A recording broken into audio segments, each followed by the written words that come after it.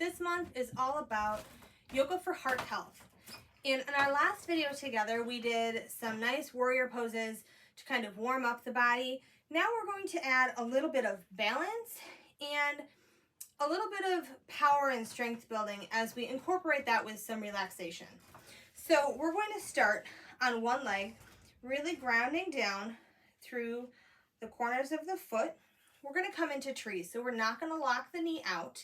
If you want to keep a teeny tiny little bend in it, you can. If you want to have it straight, that's totally fine. Just don't lock it. And we're going to start by just engaging those lateral rotators on one side. And when you feel ready, you can go ahead and bring it up as high as you want to. Just don't put it on the knee. If you would like to raise your arms up, you can.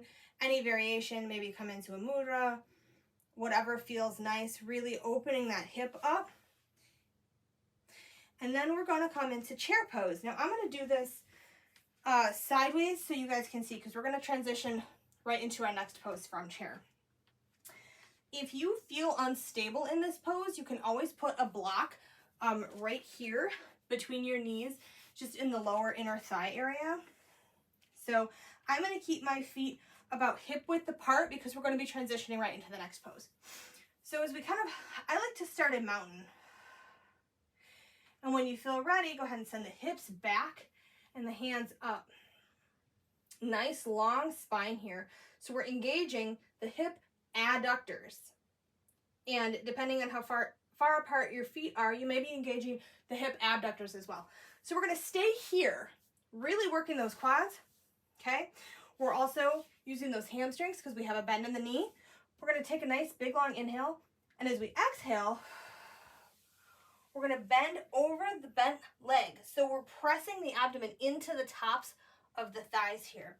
And then we're going to lift up our toes and sneak our hands underneath our feet.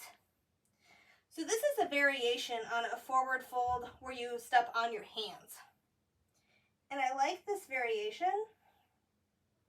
We're going to hold here for just a second. You could bring your head straighter if you want to put your shoulder blades further down.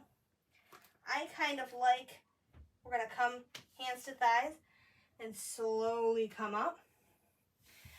I really like this variation because you're getting the compression of the abdomen, which is relaxing. You're getting the forward bend, which is relaxing.